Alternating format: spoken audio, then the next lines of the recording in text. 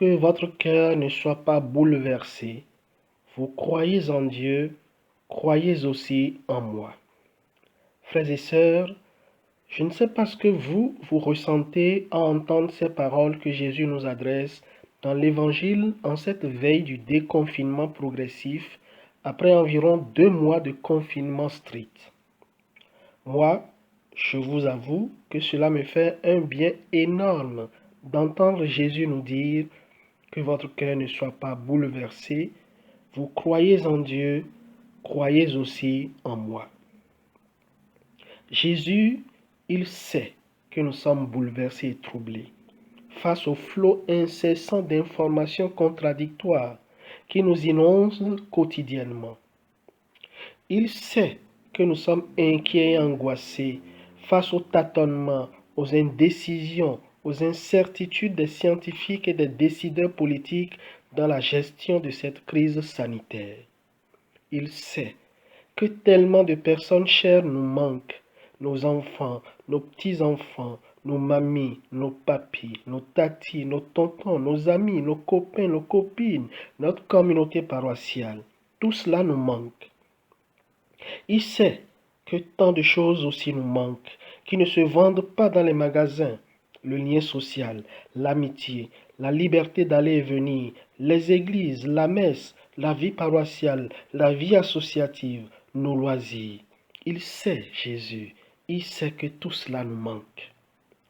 Le dimanche dernier, il nous disait qu'il est le bon berger, la porte de la bergerie par laquelle les brebis peuvent entrer et sortir de l'enclos en toute sécurité.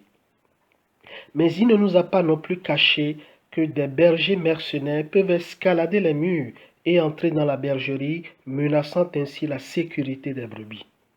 Autrement dit, les brebis de sa bergerie ne sont pas totalement à l'abri d'éventuelles menaces.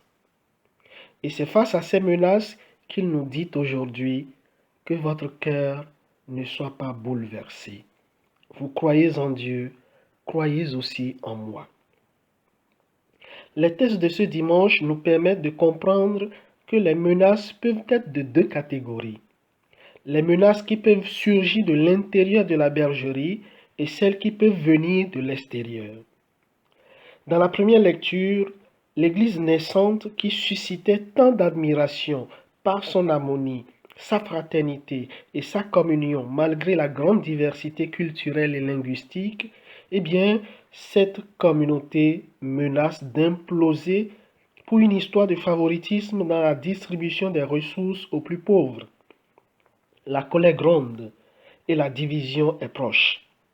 En effet, nous rapportent les Actes des Apôtres, en ces jours-là, comme le nombre des disciples augmentait, les frères de langue grecque récriminaient contre ceux de langue hébraïque parce que les veuves de leur groupe étaient désavantagées dans le service quotidien.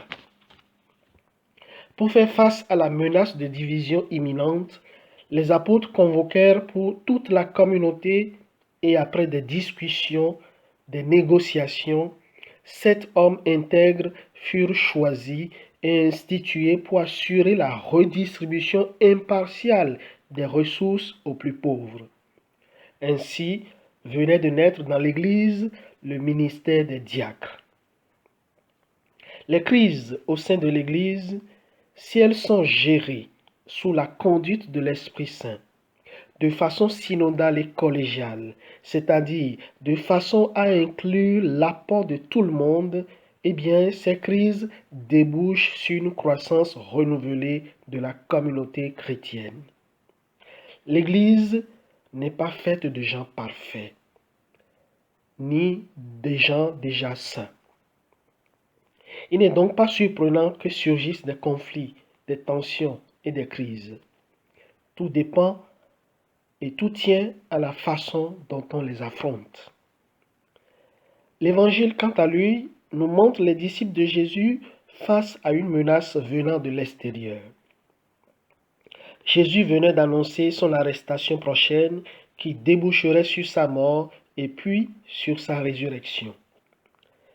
Les disciples prennent conscience qu'ils vont être privés de leur Maître et Seigneur par les puissants de ce monde. Alors, ils s'affolent, ils paniquent, ils se laissent prendre d'angoisse pour leur avenir. Et Jésus les rassure en faisant appel à leur foi. Que votre cœur ne soit pas bouleversé.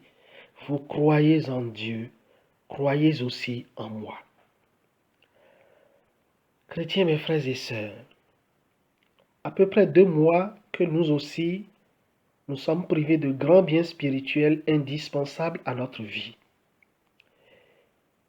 Et aujourd'hui, nous sentons avec beaucoup de peine et d'agacement que les puissants de ce monde n'estiment pas ces biens spirituels vitalement nécessaires pour nous.